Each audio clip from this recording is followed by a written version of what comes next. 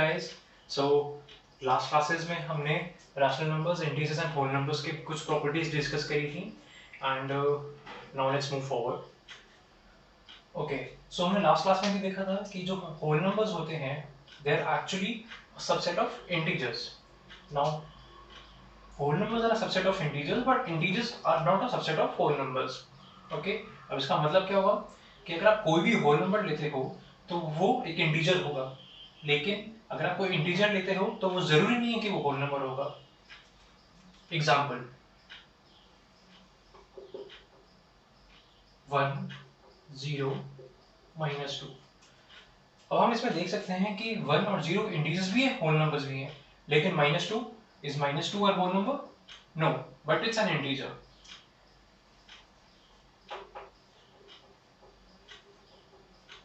So that's why we say that whole numbers are a subset of integers.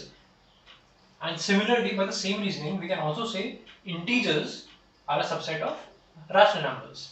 Rational numbers का कोई example?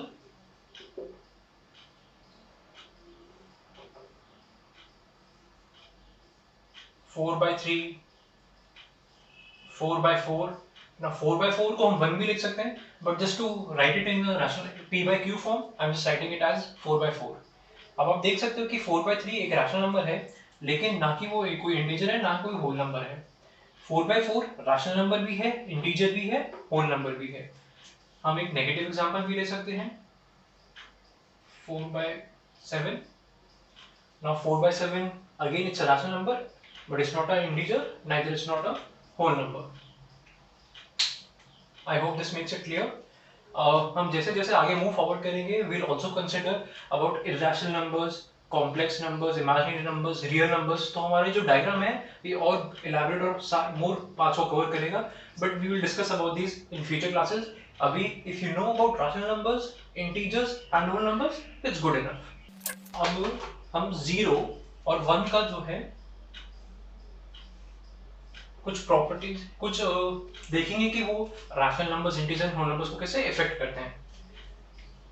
अब let's say हमने कोई भी एक नंबर लिया a, ओके, a हमारा कोई भी नंबर है और a को हम क्या अज्यूम कर सकते हैं, चलो let's write it properly, let a be a rational number.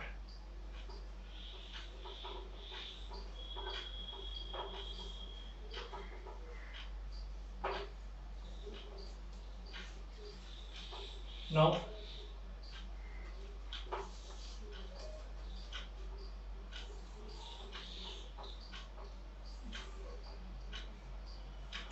a plus 0 क्या होगा,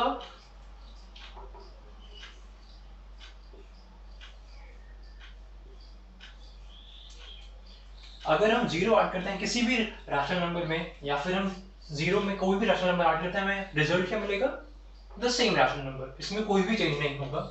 सिमिलरली नाउ क्या same property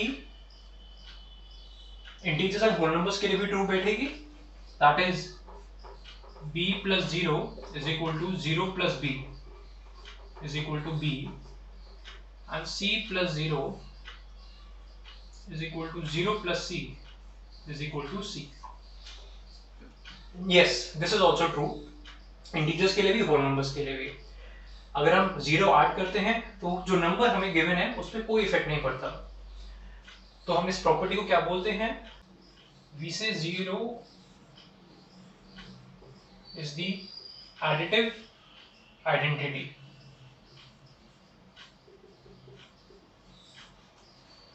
make sense? Additive identity मतलब कि हमने 0 ऐड करा तो हमारी जो आइडेंटिटी है वो हमारी मेंटेन रही। हमने जब a में 0 ऐड करा तो हमारी जो a की आइडेंटिटी है, हमारा a चेंज नहीं हुआ। Same goes for b and same goes for c, that is rational number, integer and whole number. अगर हमने इनमें 0 ऐड करा तो हमारा आइडेंटिटी जो है वो नंबर की लूज नहीं होती, इसलिए हम 0 को क्या बोलते हैं, it's an additive identity for rational numbers, integers and whole numbers. Now let's consider 1. Let me make changes in the same example. a हम rational number assume करेंगे, अब 0 की जगह हम क्या करेंगे, 1। again. Oh, is a plus 1 is equal to 1 plus a?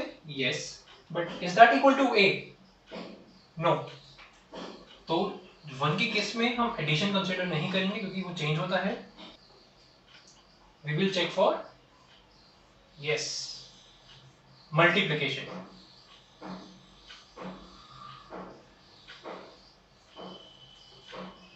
A into 1 is equal to 1 into a, which is in turn equal to a. a हमने क्या assume करा था? rational number. तो rational number multiplied by 1 is equal to 1 multiplied by the same rational number is equal to rational number. Integer multiplied by 1 is equal to 1 multiplied by the integer gives us the same integer, and same goes for whole numbers. अब इस property को हम क्या बोलेंगे? हमने 0 के case में add करा था और 1 के केस में हम क्या कर रहे हैं? 1 के केस में हमने मल्टीप्लाई करा है, इसलिए मल्टीप्लिकेटिव, एंड आइडेंटिटी हमारी मेंटेन है उस नंबर की, इसलिए हमने इसको multiplicative identity. So 1 gives us the multiplicative identity for rational numbers, integers and whole numbers, and 0 gives us the additive identity for them. Okay, now let's move forward and talk about some negative numbers. Negative numbers, okay. Negative सुन के थोड़ी negative feeling आ रही है. No. So negative numbers क्या होते हैं? आप किसी भी नंबर को उसके नेगेटिव से ऐड करो तो हमें सम क्या मिलेगा? 0. आप ऐसे सोच सकते हो, लेट्स से मेरे पास कोई भी एक नंबर है, उसकी नंबर क्या है मेरा? Let's assume it to be 5. अब इसका नेगेटिव क्या होगा? नेगेटिव हम अगर आप इमेजिन करना चाहते हो तो we can imagine it as the mirror image. Mirror image मतलब अगर ये हमारी नंबर लाइन है, दिस इज 0 1 3 5 7 -1 -3 -5 -7.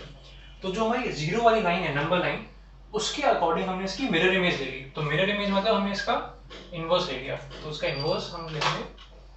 ओके, सो अगर हमारा नंबर है x भी any number, x is given to be 5, तो उसका नेगेटिव क्या होगा? इसकी इमेज अराउंड द नंबर 0 -5. ये तो हमने थोड़ा सा विजुअलाइज करने की कोशिश करी है. अगर हम थ्योरेटिकली वैसे सोचेंगे तो नेगेटिव हम क्या बोलते हैं कि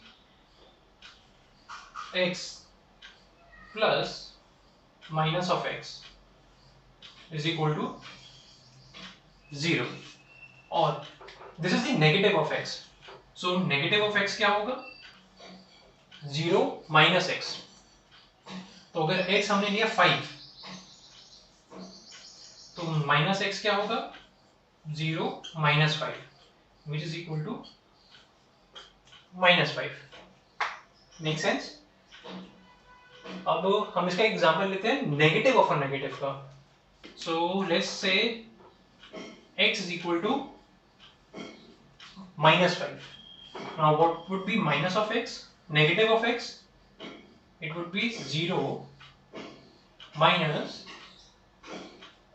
minus of 5, which would be equal to 0 plus 5. So minus of x क्या होगा? नेगेटिव ऑफ x हमारा हो गया 5. ठीक है, हम इसको ऐसे भी चेक कर सकते हैं. नेगेटिव ऑफ x हमारा 5 है, x हमारा -5 है, तो -5 plus 5 is equal to 0. So this is what? X plus minus of x. Okay? Okay. Now similar concept से, similar procedure से हम reciprocal of a number भी समझने की कोशिश करेंगे. ये तो हमने क्या समझा? Negative of number. और ये जो x है ये हमारा कुछ भी हो सकता है, कुछ भी ऐसे. It could be a rational number और इंटीजर और अ होल नंबर. ओके, अब नेगेटिव की जगह हम क्या स्टडी करेंगे? Let's say we have given any number x. Again x क्या हो सकता है हमारा, कुछ भी हो सकता है. x could be a rational number, an integer or a whole number. अब रेसिप्रोकल हम कैसे डिफाइन करते हैं, क्योंकि ये हमारा कुछ भी हो सकता है तो हम इसको p by q के फॉर्म में डिनोट कर सकते हैं. p by q को हम रैशनल नंबर्स के फॉर्म में डिनोट करते हैं. और जस्ट हमने अभी देखा था कि integers and whole numbers are a subset of rational numbers, तो we can denote them in the form of p by q as well, given q is not equal to 0.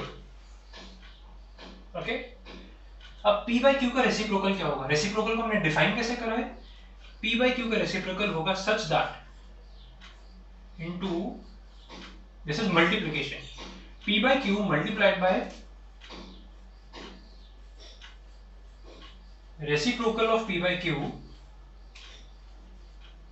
will give me 1.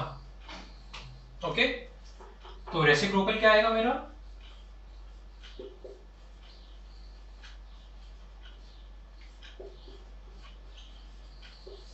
Reciprocal of p by q is equal to, हम p by q को हम उस side ले गए, तो q इधर division में था तो हमने क्रॉस मल्टीप्लाई करा तो क्या वो न्यूमरेटर में चला गया. एंड सिमिलरली हमारा जो न्यूमरेटर में था वो हमने जब क्रॉस मल्टीप्लाई करा वो हमारा डिनोमिनेटर में आ गया. तो reciprocal of p by q is equal to q by p. Now इधर हमने अज्यूम करा था कि q is assume and given condition थी कि q should not be equal to 0, but इधर हमारा p डिनोमिनेटर में आ गया, तो we can say that p should not be equal to 0, और we can say reciprocal of 0. ठीक है, अगर हम p को 0 लेंगे, of 0 does not exist.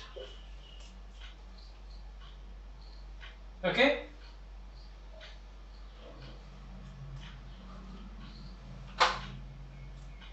let's consider one example.